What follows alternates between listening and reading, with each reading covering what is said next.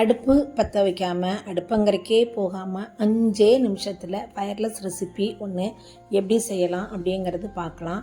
அதை விட முக்கியமாக இந்த பொருளை தான் இதை செஞ்சுருக்கோமா, இவ்வளோ ஒரு காஸ்ட்லியான இந்த ஸ்வீட்டு இந்த பொருளை வச்சு செஞ்சோமா அப்படின்னு சாப்பிட்றவங்களும் சரி, நம்ம செய்கிற நமக்குமே சரி ரொம்பவே ஆச்சரியமாக இருக்கும்.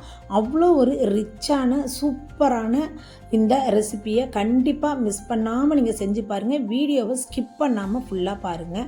அதற்கு முன்னாடி இந்த ரெசிபி ஆரம்பிக்கிறதுக்கு தேவையான பொருட்கள் என்னென்னு பார்க்கலாம். 5 முந்திரி, 5 பாதாம், 5 பிஸ்தா எடுத்து இது மாதிரி பொடியாக கட் பண்ணி வச்சுக்கலாம். இதுக்கு எனக்கு பால் கோவா, அதாவது நம்ம வீட்டில் வாங்கி ஏற்கனவே வச்சுருந்து மிச்சம் இருக்கிற பால்கோவா எடுத்துக்கோங்க. இல்லை கடையில் நீங்கள் வாங்கிக்கிட்டாலும் சரி. அதுவும் இல்லைன்னா வீட்டில் உங்களால் ப்ரிப்பேர் பண்ண முடிஞ்சுது அப்படின்னா பாலை வாங்கி திரிய வச்சு அதில் நம்ம பால்கோவா தயாரித்து நல்லா திக்கான பாலாக எடுத்துக்கிட்டிங்கன்னா கூட ஓகே. என்கிட்ட மிச்சம் இருந்த பால்கோவா இருந்துச்சு, அதை தான் நான் யூஸ் பண்ணியிருக்கேன். இந்த பால்கோவாவை நல்லா கையால் இப்படி உடச்சி விட்டுக்கலாம். உடச்சி விட்ட பிறகு இதில் ஒரு 3 ஸ்பூன் அளவுக்கு நான் பால் சேர்த்துக்கிறேன். பால் சேர்த்து நல்லா அந்த ஸ்பூனால் கிளறி விட்டுக்கலாம். இதோட நம்ம பொடியாக கட் பண்ணி வச்சுருக்கோம் இல்லையா, பாதாம், முந்திரி, பிஸ்தா, அதை இதில் சேர்க்கணும். இது ஒரு ஃபில்லிங்கு. இந்த ஸ்வீட்டில் நம்ம சென்டரில் வைக்க போகிற ஃபில்லிங் தான் இப்போ நம்ம ரெடி பண்ணிகிட்ருக்கோம். பாருங்கள், இந்த கன்சிஸ்டன்சியில் நம்ம வச்சுக்கலாம்.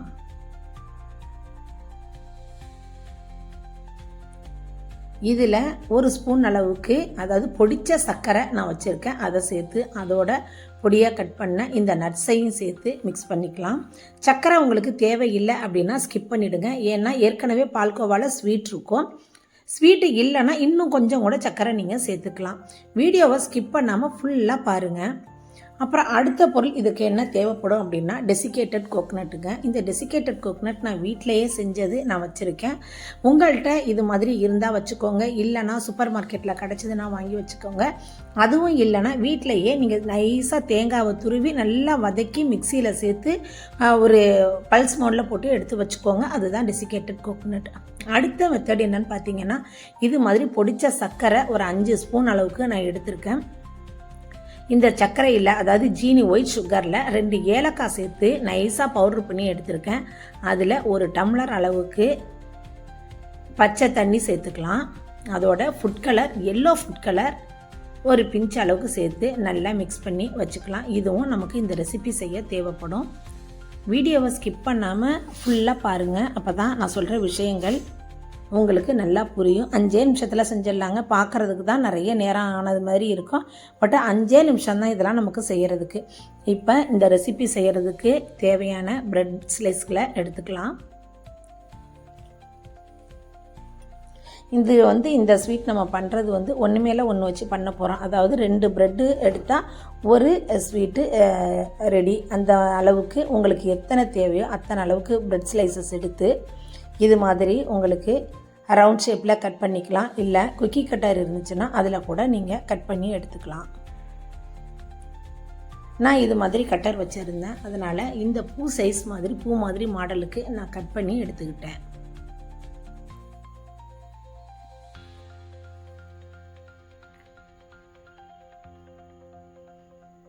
பாருங்கள், இது மாதிரி எல்லாத்தையுமே கட் பண்ணி எடுத்துக்கலாம். ரொம்ப ஈஸிங்க. உங்களுக்கு ஒன்று ஒன்றும் நிறைய ஐயோ அதாவது பாதாம் முந்திரியெல்லாம் கட் பண்ணி நம்ம வச்சுட்டோம் அப்படின்னாலே பிரச்சனையே இல்லை. சுகர் பவுடரை ஜீனியை பவுடர் பண்ணி எடுத்து வச்சுக்கலாம். அவ்வளோதான். இது மாதிரி நம்ம சுகர் சிரப்பு ஒன்று ரெடி பண்ணி வச்சுக்க போகிறோம்.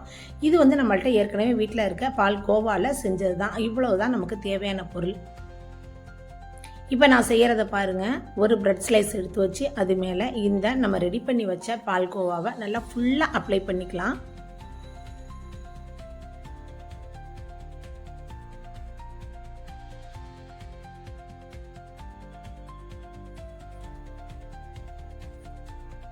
நல்லா ஃபுல்லாக உங்களுக்கு தேவையான அளவுக்கு அப்ளை பண்ணிக்கோங்க. இப்போ இதுக்கு மேலே நம்ம இன்னொரு ஸ்லைஸ் எடுத்து வைக்க போகிறோம். பாருங்கள், இது மாதிரி வச்சு இதை உடஞ்சிடாமல் விரல்களால் வச்சு ப்ரெஸ் பண்ணி விடுங்க. அப்படியே சுற்றி ப்ரெஸ் பண்ணி விடுங்க.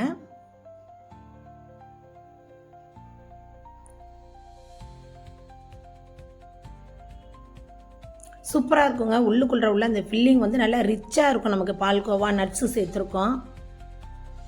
இப்போ இதை என்ன பண்ண போகிறோம் அப்படின்னா, அந்த சுகர் சிரப்பு ஒன்று ரெடி பண்ணி வச்சுருக்கோம் இல்லையா இன்ஸ்டண்ட்டாக, அதில் வந்து ஃபுல்லாக டிப் பண்ண போகிறோம். ஏன் அப்படின்னா இது நல்லா ஜீராவில் ஊறி சாப்பிட்றதுக்கு நல்லா சாஃப்டாக ஜூஸியாக இருக்கும். இந்த கலர் ஃபுட் கலர் நம்ம சேர்த்துருக்கிறது எதுக்காக அப்படின்னா அட்ராக்டிவாக இருக்கும். குழந்தைங்க ரொம்ப விரும்பி சாப்பிடுவாங்க.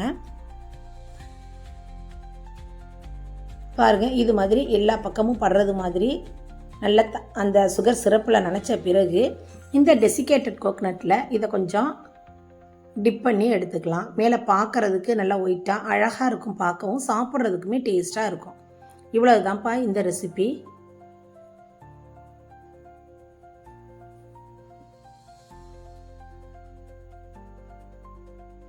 பாருங்கள், ரெடி ஆயிடுச்சு. ரொம்ப அருமையாக ஜூஸியாக இருக்கும். வாயில் வச்ச உடனே கரையும். கண்டிப்பாக இது ப்ரெட்டில் தான் செஞ்சோம் அப்படிங்கிறத நிச்சயமாக யாராலையுமே நம்ப முடியாது. வீட்டுக்கு திடீர்னு கெஸ்ட்டு வந்துட்டாங்க அப்படின்னா வீட்டில் எந்த ஸ்வீட்டுமே இல்லை அப்படிங்கிற பட்சத்தில் ஒரு ப்ரெட்டு பாக்கெட் இருந்தால் போதுங்க. பால்கோவா கடையில் வாங்கணும்னு கூட அவசியம் கிடையாது. கண்டிப்பாக பால் எல்லார் வீட்லேயுமே இருக்கும். அதை நம்ம திரிய வச்சு லாஸ்ட்டாக அதை வடிகட்டி அதில் கொஞ்சம் சுகர் போட்டு சேர்த்து இது மாதிரி கோவாவாக ரெடி பண்ணி நம்ம போட்டுக்கலாம். பாருங்கள், நான் எப்படி வச்சுருக்கேங்கிறதையும் நான் அடுத்த ப்ரெட்டில் செஞ்சு காமிக்கிறேன். பாருங்கள், டக்குன்னு செஞ்சு முடிச்சிடலாங்க 5 நிமிஷத்தில். நிச்சயமாக அடுப்பு இது வந்து முக்கியமாக இன்னொன்று வந்து அடுப்பே இல்லை, ஃபயர்லெஸ் ரெசிபி, அடுப்பு இல்லாமல் தான் செஞ்சேன் அப்படின்னு சொன்னால் யாருமே நம்பவே மாட்டாங்க. இன்னும் சொல்லப்போனால் இதை ஃப்ரிட்ஜில் வச்சு சாப்பிட்டீங்கன்னா இன்னும் கூட கூலிங்காக சூப்பராக இருக்கும் சாப்பிட்றதுக்கு சில்லுன்னு.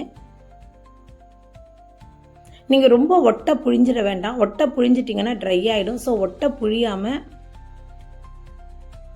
லைட்டாக மட்டும் ஸ்குவீஸ் பண்ணி அந்த வாட்டரை எடுத்துகிட்டு அதுக்கப்புறம் டெசிகேட்டட் கோகனட்டில் ஃபுல்லாக இதை புரட்டி எடுத்துருங்க. அவ்வளோதான்ப்பா,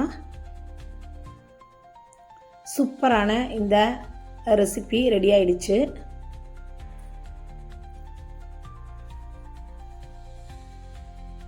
இது நீங்கள் மேலே அலங்கரிக்கிறதுக்காண்டி நான் வச்சுருக்கிறது பிஸ்தா பொடி பண்ணி வச்சுருக்கேன். அதை வச்சு அது மேலே நீங்கள் செர்ரி வச்சுக்கலாம், அல்ல பாதாம் அல்லது முந்திரி, திராட்சை, இது எல்லாமே வச்சுக்கலாம். நான் டூட்டி ஃப்ரூட்டி என்கிட்ட இருந்துச்சு, கொஞ்சம் அட்ராக்டிவாக இருக்கும் அப்படிங்கிறதுக்காண்டி டூட்டி ஃப்ரூட்டி வச்சுருக்கேன். சூப்பரான ஃபயர்லெஸ் அதாவது 5 மினிட்ஸ் ரெசிபி ரெடி ஆயிடுச்சு. கண்டிப்பாக இது செஞ்சு பாருங்கள். நிச்சயமாக குழந்தைங்கள்லேருந்து பெரியவங்க வரைக்குமே ரொம்பவே விரும்பி சாப்பிடுவாங்க. கண்டிப்பாக இன்றைக்கி நான் எங்கள் வீட்டில் உள்ளவங்க எங்கள் ரிலேஷனுக்கெலாம் இதை செஞ்சு கொடுத்தப்ப இதை விரும்பி சாப்பிட்டாங்க. இது ப்ரெட்டில் தான் செஞ்சது, அதாவது அடுப்பு இல்லாமல் செஞ்சது அப்படின்னு சொன்னப்போ கூட ரொம்பவே ஆச்சரியப்பட்டாங்க. இவ்வளோ குயிக்காக எப்படி இப்படி செய்ய முடியுமா அப்படின்ட்டு ரொம்பவே ஆச்சரியப்பட்டு விரும்பி சாப்பிட்டாங்க. நிச்சயமாக இந்த ரெசிப்பியை நீங்கள் செஞ்சு பார்த்துட்டு எப்படி இருந்துச்சு அப்படிங்கிறத மறக்காமல் கமெண்ட் பண்ணுங்கள். புதுசாக பார்க்குறீங்க அப்படின்னா சாந்தி சண்டர் விலாக்ஸை சப்ஸ்கிரைப் பண்ணிவிட்டு பாருங்கள். உங்கள் ஃப்ரெண்ட்ஸ் அண்ட் ரிலேட்டிவ்ஸ்க்கு நிறைய ஷேர் பண்ணுங்கள். இதே மாதிரி இன்ட்ரெஸ்டிங்கான இன்னொரு வீடியோவில் மீட் பண்ணலாம். தேங்க்யூ.